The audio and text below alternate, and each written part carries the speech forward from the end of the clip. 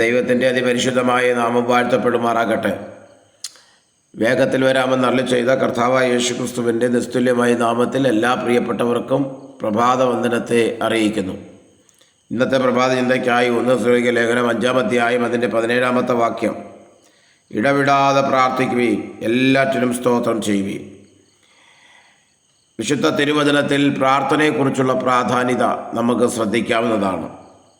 അധികാലത്ത് ഉണരുന്നത് മുതൽ ജീവിതഭാരങ്ങളുമായി മല്ലടിച്ച് തളർന്ന് വൈകി അന്തി ഉറങ്ങുന്ന ഒരു വ്യക്തി ഇടവിടാതെ പ്രാർത്ഥിക്കണമെന്ന് പറയുന്നത് അത് എത്രമാത്രം പ്രായോഗികമാണെന്ന് പലരും സംശയിക്കാറുണ്ട്. ഇടവിടാതെയുള്ള പ്രാർത്ഥനകൾ മറ്റ് സന്യാസ സമൂഹങ്ങളിലും മറ്റ് പള്ളികളിലും മാത്രമേ സാധ്യമാകൂ എന്ന് ധരിക്കുന്നവരും അനേകരാണ്. ക്രൈസ്തവ സമൂഹത്തിൽ ഏറിയ പങ്കും പ്രഭാതത്തിൽ ഉറക്കമുണരുമ്പോഴും രാത്രി ഉറങ്ങുവാൻ തയ്യാറാകുമ്പോഴും മാത്രം പ്രാർത്ഥിക്കുവാൻ തയ്യാറെടുക്കുന്നവരാണ് പലരും. പരിശുദ്ധാത്മാവിനാൽ നയിക്കപ്പെടുന്ന ഒരു ദൈവ പൈതൽ ഇടവിടാതെ പ്രാർത്ഥിക്കണമെന്നുള്ളത് ഏറെ പ്രശംസാർഹമായ കാര്യങ്ങളാണ്. പരിശുദ്ധാത്മാവിൻ്റെ ഉറവ നിരന്തരമായി നമ്മുടെ പ്രാർത്ഥനയെ നിറഞ്ഞൊഴുകിയെങ്കിൽ മാത്രമേ നിരന്തരമായുള്ള പ്രാർത്ഥനകൾ നമ്മുടെ ജീവിതത്തിൽ സാധ്യമാവുകയുള്ളൂ. ദൈവമന്ദിരമാകുന്ന നമ്മളിൽ ദൈവത്തിൻ്റെ ആത്മാവ് നിത്യമായി വസിക്കുവാൻ ദൈവമായുള്ള നിരന്തരമായ ബന്ധം പുലർത്തിയേ മതിയാകുകയുള്ളൂ. അങ്ങനെ ഒരു ബന്ധം പുലർത്തുവാനുള്ള ഉപാധിയാണ് പ്രാർത്ഥന എന്ന ഘടകം. ഭവനത്തിൽ പാചകം ചെയ്യുന്ന വീട്ടമ്മയ്ക്കും ഔദ്യോഗിക വൃത്തിയിൽ വ്യാപൃതനായിരിക്കുന്ന ഭർത്താവിനും ആശുപത്രിയിൽ രോഗികളെ പരിചരിക്കുന്ന നേഴ്സിനും കുഞ്ഞിനും പാലൂട്ടുന്ന മാതാവിനും വയലേലുകളിലും തൊഴിൽശാലകളിലും വിയർപ്പൊഴുക്കി അധ്വാനിക്കുന്ന തൊഴിലാളികൾക്കുമെല്ലാം ഇടവിടാതെ പ്രാർത്ഥിക്കുവാൻ എങ്ങനെ കഴിയും? എങ്ങനെയാണ് അതിന് സാധ്യമാവുക എന്നുള്ള ചോദ്യങ്ങൾക്ക് നമുക്ക് വ്യക്തമായ ഉത്തരങ്ങൾ വിശുദ്ധ തിരുവചനത്തിൽ രേഖപ്പെടുത്തിയിട്ടുണ്ട്.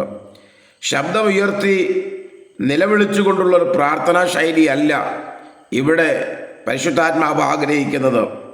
അത് വ്യക്തിപരമായി നമ്മുടെ ജീവിതത്തിൽ പ്രാർത്ഥിക്കേണ്ട വിഷയങ്ങളാണെങ്കിലും എപ്പോഴും പ്രാർത്ഥിക്കണമെന്ന് പറയുന്നത് നിശബ്ദമായി ഹൃദയാന്തർഭാഗത്തു നിന്ന് ഉയരുന്ന ഹല്ലേലൂയയുടെയും സ്തോത്രത്തിൻ്റെയും മണിമുഴക്കം നമ്മുടെ ഹൃദയത്തിൻ്റെ അകത്ത് എപ്പോഴും ഉണ്ടാകണം. ആ പാലസ്തീൻ്റെ നാട്ടിൽ പൂമേലുകളിൽ ഇസ്രായേലിൻ്റെ സിംഹാസനത്തിലെത്തിയ ദാവീദിൻ്റെ വിജയ രഹസ്യമെന്ന് പറയുന്നത് ഈ പ്രാർത്ഥനാ ശൈലിയായിരുന്നു. നമ്മുടെ ജീവിതത്തിൽ പ്രാർത്ഥന ഒരു ശൈലിയാക്കി മാറ്റുക, നമ്മുടെ ജീവിതം ഒരു പ്രാർത്ഥനാ സ്വഭാവമുള്ളവരായി നാം മാറുക. സഹോദര സഹോദരി, നിങ്ങളുടെ പ്രാർത്ഥനാ ജീവിതം എപ്രകാരമുള്ളതാണ് എന്ന് പരിശോധിക്കുക. അനുദിന ജീവിതത്തിൻ്റെ തിരക്കിൽ ക്ഷീണം കൊണ്ടും സമയക്കുറവ് കൊണ്ടും നീ നീട്ടിവെക്കുന്നതും മാറ്റിവെക്കുന്നതുമായ കാര്യം പ്രാർത്ഥന മാത്രമല്ലേ? നിന്റെ ഹൃദയാന്തർഭാഗത്തു നിന്നും സ്തോത്രങ്ങൾക്കും ഹല്ലേലൂയയ്ക്കും നിറഞ്ഞ പ്രാർത്ഥനകൾ ഇടവിടാതെ ഉരുവിടണമെന്നുള്ളത് എപ്പോഴെങ്കിലും താങ്കൾ തീരുമാനിച്ചിട്ടുണ്ടോ? ജീവിതത്തിൻ്റെ തിരക്കിൻ്റെ ഇടയിൽ അല്പസമയം ദൈവത്തോടുള്ള ബന്ധത്തിൽ ഒന്ന് പ്രാർത്ഥിക്കാം, ആശയവിനിമയം നടത്താമെന്ന് താങ്കൾ ചിന്തിക്കാറുണ്ടോ? ഇന്ന് പകലിൽ അങ്ങനെ ചിന്തിച്ചിട്ടില്ലെങ്കിൽ ഇനി മുതൽ ദൈവവുമായുള്ളൊരു ബന്ധം പുനഃസ്ഥാപിക്കുക, യഥാസ്ഥാനത്തേക്ക് വരിക, പ്രാർത്ഥനയിൽ നമ്മെ തന്നെ ദൈവകരങ്ങളിലേക്ക് ഏൽപ്പിക്കുക. ഈ വചനങ്ങളാൽ ഈ പ്രഭാതത്തിൽ ദൈവം നമ്മെ അനുഗ്രഹിക്കുമാറാകട്ടെ. God bless you. Maranatha.